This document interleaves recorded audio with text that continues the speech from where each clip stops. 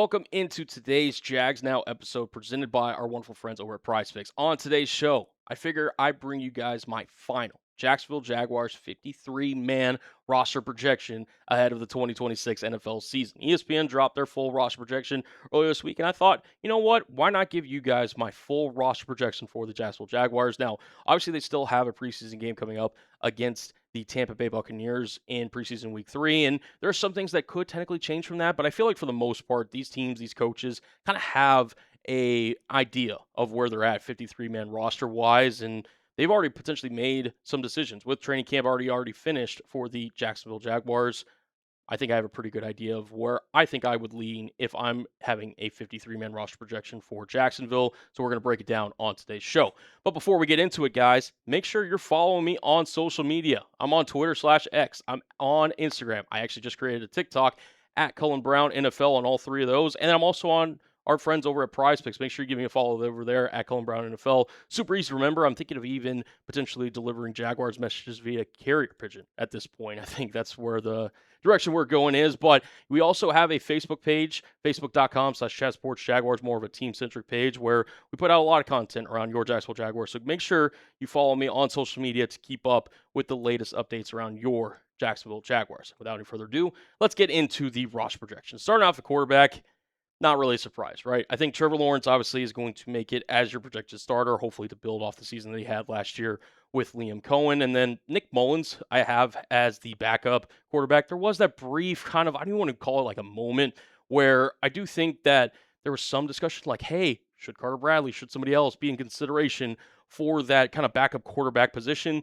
I just don't think Nick Mullens really kind of gave you any hint as to having anybody else be in that position. He knows this offense.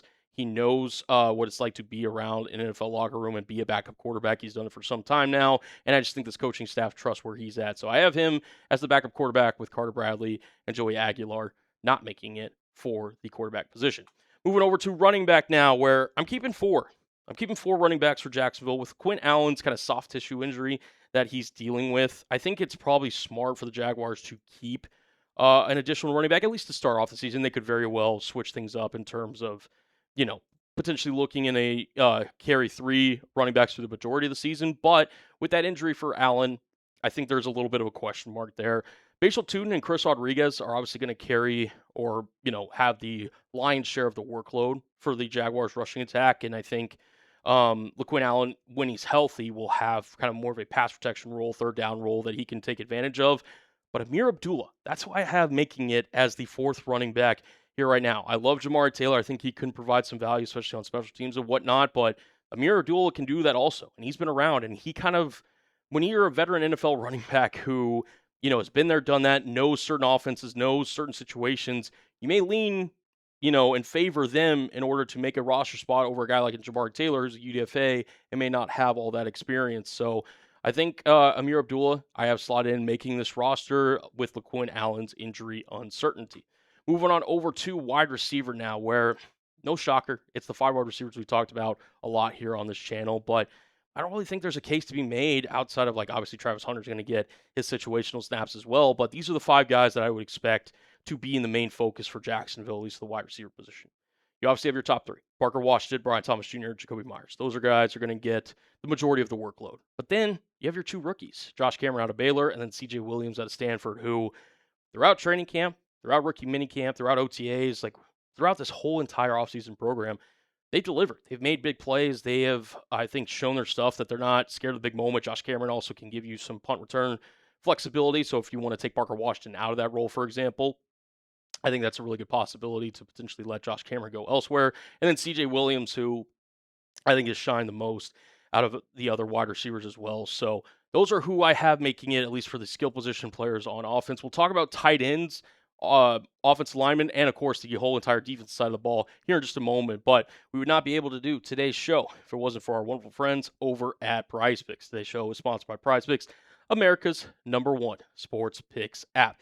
Baseball is well underway. In fact, playoff baseball is right around the corner, and football, meaningful football, is also right around the corner. So make sure you're locked in with PrizePicks, as it is the best place to win cash while watching sports.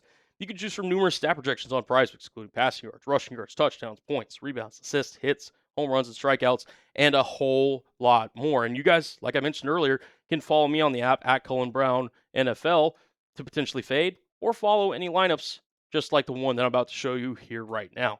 I've got a football season long lineup, a 3-player pick lineup, $20 to win $120. Ameer Hampton, I think he's going to have more on the rushing yards. I think he could have a really big year in Mike McDaniel's offense. Give me the more.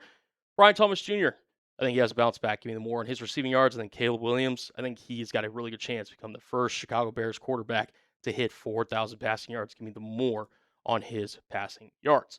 Guys, they've also got a new user offer alert. Play your first $5 lineup and get $150 in bonus lineups if you win. Just use code HMA when you sign up. That's right, PriceFix just switched up their offer, so there's no better time to join in. Lock in and win that first lineup. That's code HMA at sign up to get $150 in bonus lineups if you win that first $5 lineup. PricePicks, use code HMA. Download the app now. It's always good to be right with our friends over at PricePicks. Let's go to the tight end room here now, where Brenton Strange, I think we all expect, is going to be the Jaguars' kind of number one option at the tight end position. And then, for no surprise, Nate Boerkircher, Tanner Koziol, who you drafted in the 2026 NFL draft. I think both with Boerkircher being more of a blocking tight end, Tanner Koziol being really that physical red zone threat, I think he's going to have a serious role this year, folks. I have him making it. And then a little bit of surprise. Liam Cohen kind of mentioned how, during the Rams game last year, Jaguars wanted to have more kind of dual tight end sets and wanted to be more flexible and give the defense more of options in order to how to guard them. I think that there's going to be a real chance that the Jaguars go and have 4 tight ends make the roster. Now, they could go Hunter Long, who I considered along with Morris as this potential last roster spot, but I went with Morris. They did add him, bring him back on a 1-year deal earlier this offseason, and I do think he provides a little more upside as a receiver. So I have 4 tight ends making the roster for Jacksonville. Could be obviously be 3, but I think for right now, this is a pretty decent number or decent idea for Jacksonville to kind of load up at the tight end position. Moving on to offensive linemen now, where I think you have your set starters, and then I have one kind of short-term IR stash to potentially start the season with in Patrick McCarry. But to start off, just listing off all the names: Anton Harrison, Emmanuel Pregnon, Robert Hainsey, Ezra Cleveland, Cole Van Lanen. I think when those 5 are healthy, that is your starting offensive line from left tackle, left guard, center, right guard, and right tackle there with Van Lanen kind of swapping positions. Your kind of swing tackle and somebody that I think can provide value in a pinch, Walker Little. I have also making the roster Wyatt Milum, who has not had the greatest kind of training camp period, but I do think is still valuable as a backup guard option. Jonah Monheim as your backup center. And then Daniel Faalele, who the Jaguars, they did send a future 6th-round pick in order to acquire him from the New York Giants. I have him making the roster. And then, as I previously mentioned, Patrick McCarry, I think with the Jaguars making the trade for Faalele, it was a pretty big signal that they didn't feel necessarily great, potentially about their backup kind of guard position, but also, too, where Patrick McCarry's health is. And I think there's a legitimate chance that he starts on IR. Moving over to the defensive side of the football now, where we're talking about defensive linemen. I have the Jaguars keeping 10. You could make an argument 11. I mean, there's a lot of guys that I think are rosterable on this roster, but let's start off with the starters. Josh Hines-Allen, Travon Walker, Eric Armstead, Devon Hamilton. I think that they want this group to get the most out of them. Obviously, Eric Armstead, Devon Hamilton, they're getting up there a little bit older in age, but I think still obviously be really productive for you. And then Josh Hines-Allen, Travon Walker, if these two can take another step, especially after extending Travon Walker earlier this offseason, I think it only bodes well for this defense. And then you got your rotational guys. BJ Green, Wesley Williams, Danny Strigo, and Zach Durfee. 4 rotational edges. I do think that the Jaguars really want to try to figure out and find out which of these guys can generate that pass rush whenever Josh Hines-Allen and or Travon Walker is not in the game. So I think all 4 of these guys have made a case kind of separately throughout the offseason period, so I have them for making it. And then backup defensive tackle, I have Rook Ororo and Albert Regis, who Ororo you traded for Mason Smith earlier this offseason, and Albert Regis, the former, 3rd-round pick out of Texas A&M, I think is going to be in a spot that, potentially he takes over for, Devon Hamilton eventually in this defense. But for right now, Devon Hamilton's still one of the best run-defending defensive tackles in all of football. That is who I have making it on the defensive line. Could have also kept Matt Dickerson as well, but he unfortunately did not make the roster. If you asked me before this, Cullen, which position group are you the least confident in terms of making projections for? I would say the linebacker position. I know these first 4 names are going to make it. Foye Oluokun, Ventrell Miller, and Dennis Gardeck, who I do predict to be your starters. Dennis Gardeck, obviously, more of a starter in kind of base sets as that Sam linebacker position. But in your nickel packages, I would expect Faalele, LeQuint, and Ventrell Miller to be out there, with Branson Combs obviously having a major role and will get some snaps alongside LeQuint and potentially in relief of LeQuint at times. But here's where it gets tricky.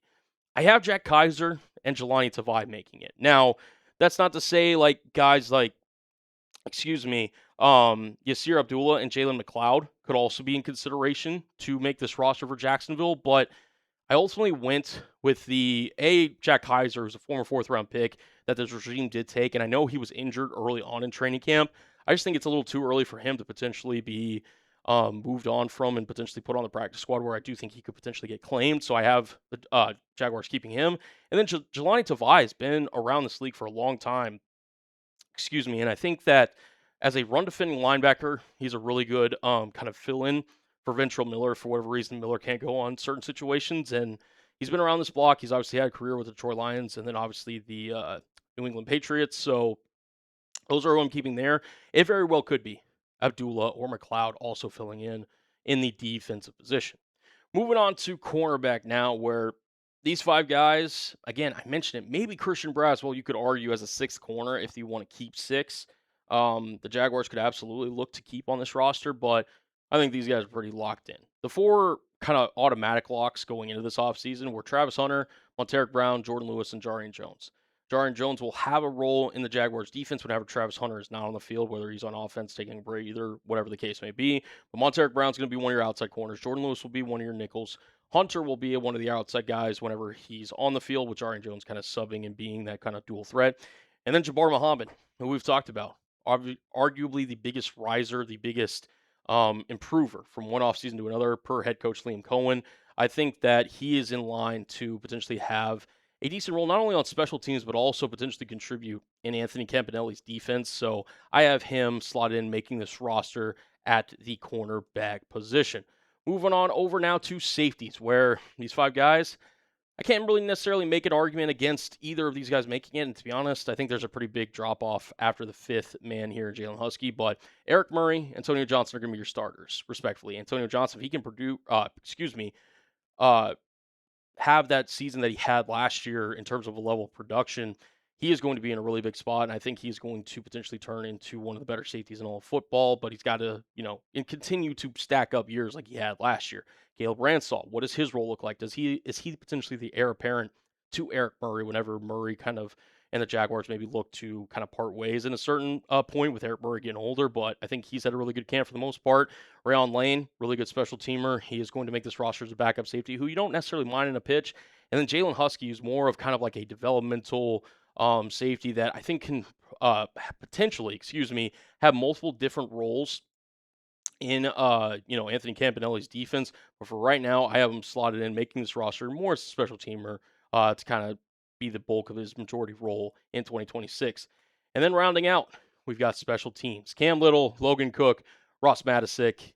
No surprises there. I think this is one of the better special teams units in the entire NFL. And I do think that you're not going to mess with what worked for you last year. And I'd expect this group to continue being one of the better units in the National Football League.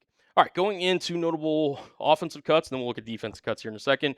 Obviously, Carter Bradley, Joey Aguilar, at the quarterback position are guys that you're probably not going to keep on this roster. Potentially one of them could have a practice squad spot.